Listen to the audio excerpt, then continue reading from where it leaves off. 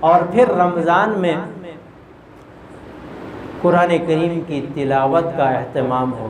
قرآن کریم کی تلاوت کے اندر دو چیزیں ہیں، ایک ہے فہم قرآن، ایک ہے سماعت قرآن۔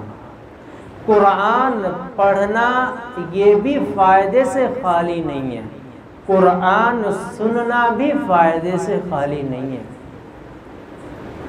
دیکھیں یہ کتاب ہے ہمارے پاس، جو ایک کتاب ہے یہ دستور زندگی ہے۔ اگر آپ تاجر ہیں تو آپ کو تجارت کے اصول قرآن میں ملیں گے، اور اگر آپ کاشتکار ہیں کاشتکاری کے اصول آپ کو اس میں ملیں گے، اگر آپ ملازم ہیں تو ملازمت کے اصول قرآن کریم کے اندر ملیں گے۔ ہم قرآن کریم کو سمجھیں تو صحیح۔ ہم نے قرآن کریم کو بس یہ سمجھ لیا کہ قرآن کریم کا حق یہ ہے کہ بھائی اس مرتبہ ہم نے 500 قرآن کریم لینے ہیں، خریدنے ہیں، سستے والے 100-150 روپے والے، اور ہر مسجد کے اندر 10 جا کے رکھوا دیں گے۔ مجھے افسوس ہوتا ہے، آپ اپنی مسجد میں دیکھ لیں، اس مسجد کی کبھی الماریاں کھول کے دیکھ لیں، آپ کو یہاں پر لگے گا کہ قرآن کریم کو کب اٹھایا گیا تھا۔ بس ہم نے ایک ذہن بنا لیا ہے کہ وہ بھائی قرآن کوئی پڑھے گا، جب ہم نے کبھی مسجد میں نہیں پڑھا، جس مسجد میں ہم رکھوائیں گے اس مسجد میں کیا ہوگا؟ ضرورت دیکھیں نا بھائی، اصل جو قرآن ہے وہ قرآن خرید کر کسی کو دینا نہیں ہے، اصل ہے قرآن پڑھنا، قرآن سمجھنا۔ جہاں ہم گاڑی میں سفر کر رہے ہیں تو اپنی گاڑی کے اندر بس قرآن کریم کی تلاوت سنتے رہیں۔ قرآن کریم سننے سے ایمان بڑھتا ہے۔ ایمان والوں کی علامت یہ ہے کہ اذا تلیت علیہم، کہ جب ان پر قرآن کریم کی تلاوت کی جائے، زادتہم ایمان، کہ ان کا ایمان بڑھنے لگتا ہے۔ آج ہم اکتا جاتے ہیں، گھر میں ماحول بنا لیں، گھر میں آپ ایسی آواز سے قرآن کریم، اور بھی ہے کہ جب آپ دیگر اعمال سے تھک جائیں، دیگر عبادات سے آپ تھک جائیں، قرآن کریم سنتے رہیں۔ قرآن کریم سننا بہت بڑا عمل ہے۔ اور اسی طریقے سے رمضان کے اندر ہم نے دو چیزوں کا خیال بھی رکھنا ہے، ایک ہے کہ میرا روزہ ٹھیک ہو جائے، دوسرا یہ ہے کہ میری ذات سے دوسرے کے روزے کو ٹھیس نہ پہنچے، دوسرے کے روزے کو کوئی نقصان نہ پہنچے۔ آج اب مجھے تو روزہ ہے، اگر میں لینے چلا گیا سموسے پکوڑے، وہاں میرے سے پہلے 2 آدمی کھڑے تھے، انہوں نے لے لیا، اب میرے بعد آیا ایک بندہ، اس نے میرے سے بھی جلدی میں لینا چاہا، وہاں پتہ چلتا ہے روزے دار کے روزے۔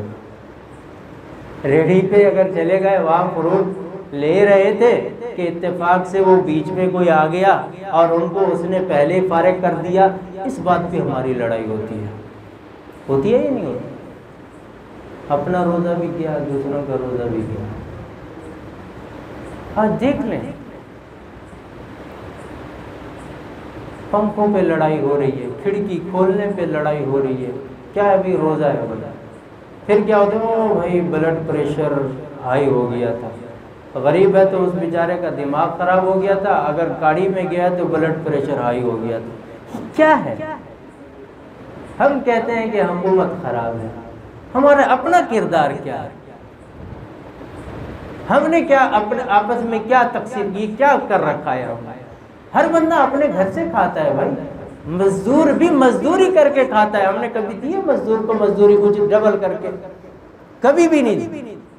1200 روپے کا کام ہوتا ہے، کہتے ہیں بھائی ایسے 2 گالیاں 10 گالیاں دے کے اس کو 1200 روپے بھی نہیں دیتے، 1100 روپے پہ اس کو ٹال دیتے ہیں۔ کیا ہے یار، یہ دینداری ہے؟ یہ کیا چیز ہے؟ رمضان میں خصوصاً بھائی دیکھیں، میں بار بار کہا کرتا ہوں، نماز پڑھنا کوئی کمال نہیں ہے بھائی، تراویح پڑھنا، تہجد پڑھنا کوئی کمال نہیں ہے، یقین کریں کوئی کمال نہیں ہے۔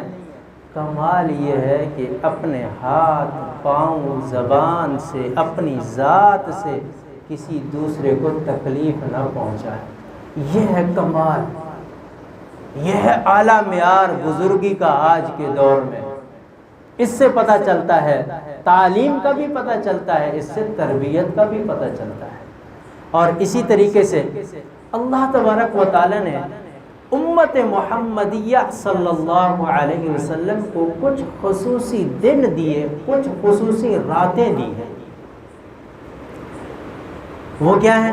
جیسے یوم عاشورہ ہے، 10 محرم کا دن ہے، اسی طریقے سے یکم ذی الحجہ سے لے کر 10 ذی الحجہ تک جتنے بھی ایام ہیں، شب بارات ہے، اور اسی طریقے سے ماہ رمضان ہے۔ یہ جو دن ہمیں دیے ہیں، یہ دیے ہیں ہماری سروس کے لیے، کہ ہم بقیہ ایام میں اپنے کاروبار میں لگے ہوئے ہیں، اپنے معمولات میں لگے ہوئے ہیں، رزق حلال کی جستجو میں لگے ہوئے ہیں، جو کہ عبادت ہے۔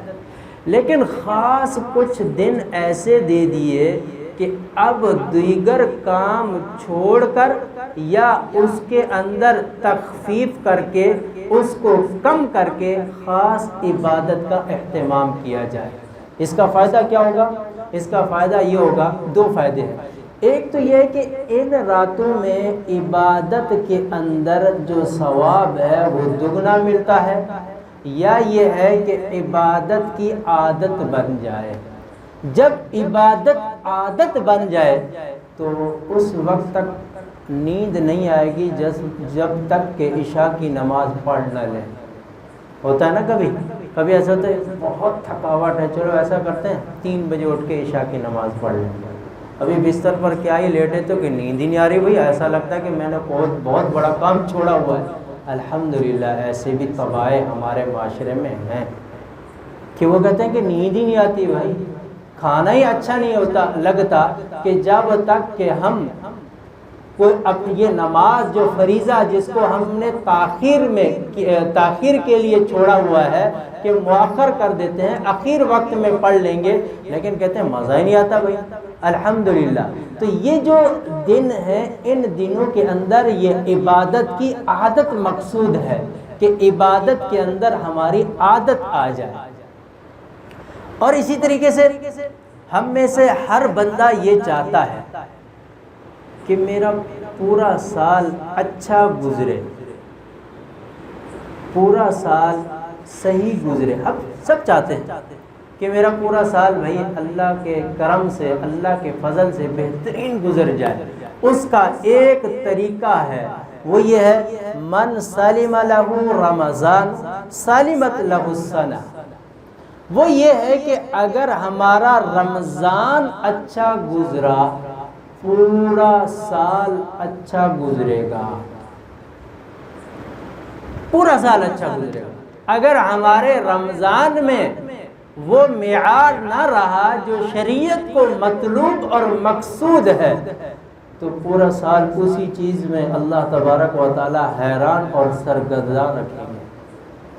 آج یہ ہے، ہم رمضان کو ایک سیزن سمجھتے ہیں۔ کپڑے والا ہے وہ بھی کہہ رہا ہے کہ سیزن ہے بھائی، آج آپ دیکھ لیں رمضان کا مال آ گیا ہوگا، نئے نئے ڈیزائن آ گئے ہوں گے۔ جوتا ہے، جوتا کا بھی دیکھ لیں، نئے نئے ڈیزائن آ گئے ہیں۔ جیولری ہے تو آپ دیکھیں، غرض مارکیٹ چلے جائیں، جس کا بھی تعلق ہے، فروٹ والوں کے پاس بھی جائیں گے، سبزی والے کے پاس بھی جائیں گے، وہاں سب کے ذہن میں ہوگا کہ رمضان آ رہا ہے بھائی، یہی سیزن ہے بھائی، یہی سیزن ہے، کچھ کمانا تو کما لو۔ جیسے رمضان گزرے گا ویسے پورا سال گزرتا ہے۔ اسی لیے جاتے ہیں کسی کے جنازے میں، جنازہ کیا پڑا، دوست مل گیا، سناؤ کیا ہوا اس دکان کا، بک گئی، کیا ہوا، وہ آپ کو جو نقصان ہوا تھا یہ کیا ہوا، وہ پھر اس کا کوئی حل نکلا؟ ایسے ہے یا نہیں ہے؟ ایسا ہے۔ عیادت کے لیے گئے ہوئے ہیں، تعزیت کے لیے گئے ہوئے ہیں، 5ویں بات اپنا کاروبار ہے۔ مسجد میں ہے وہاں پر بھی یہی ہے، 5ویں بات اپنا کاروبار ہے۔ کیوں؟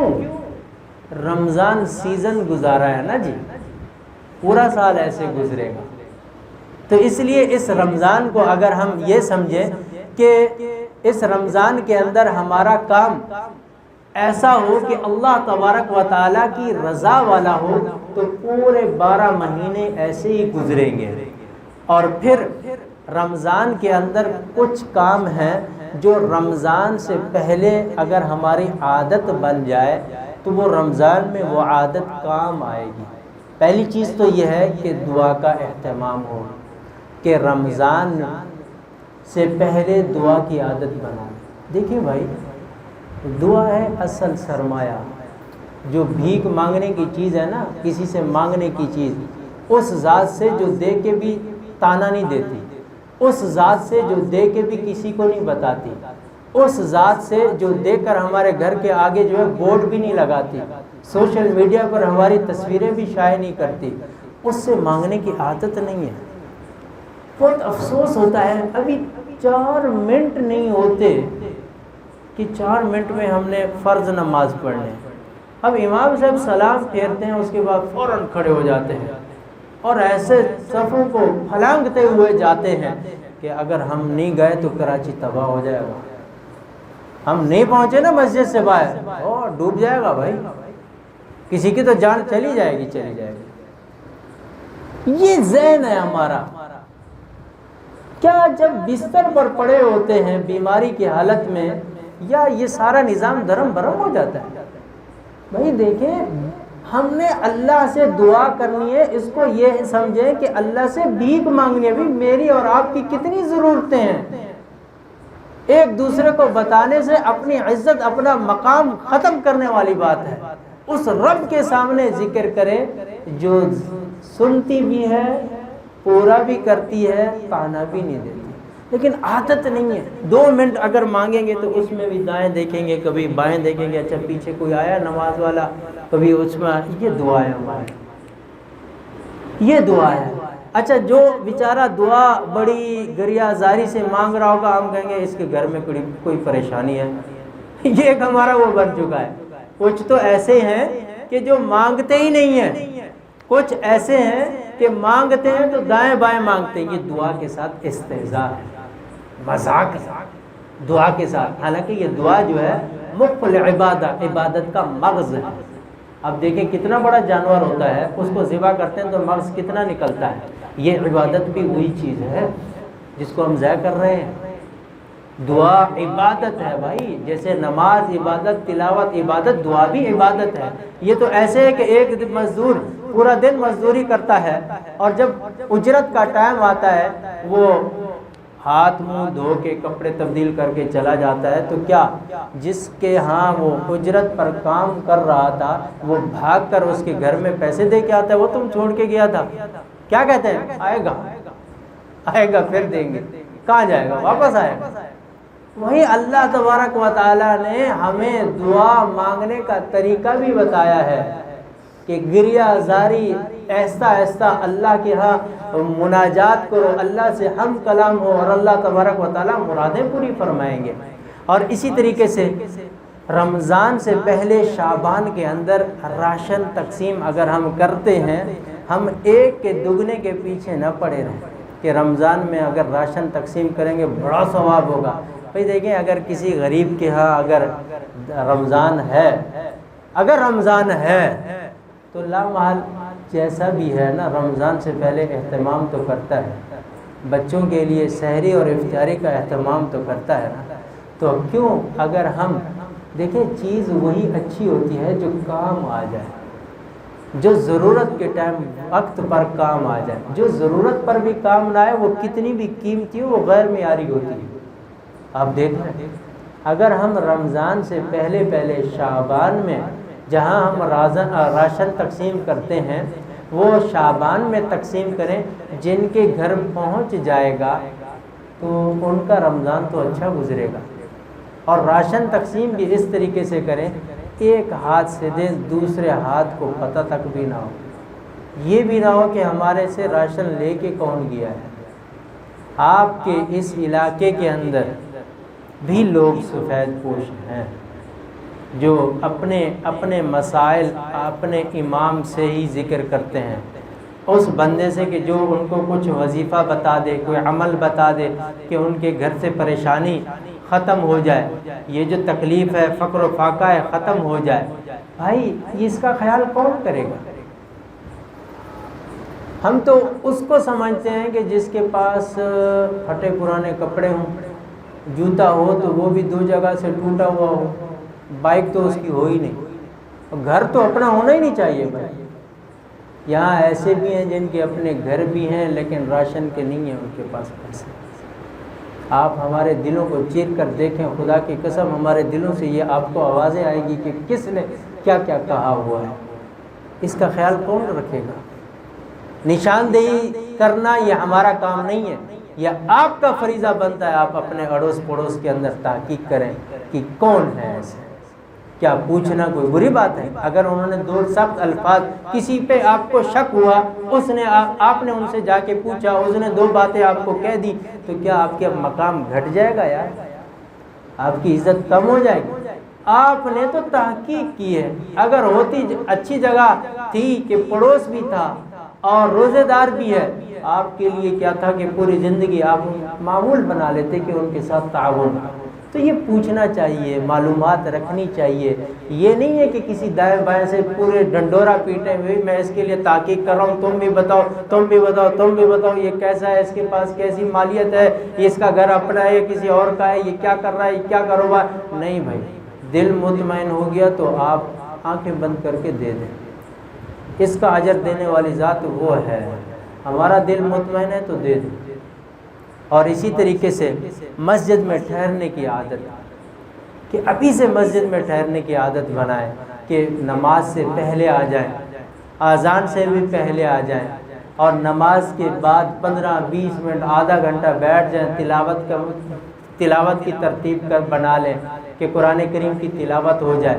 اسی طریقے سے کہ شعبان کے اندر ہم غریبوں کی دیکھ بھال کر لیں، کہاں ہیں ہمارے اڑوس پڑوس میں، ہمارے رشتہ داروں میں تو نہیں ہے کوئی ایسا، اگر ہے تو انہی کو ترجیح دیں، رشتہ داروں کو۔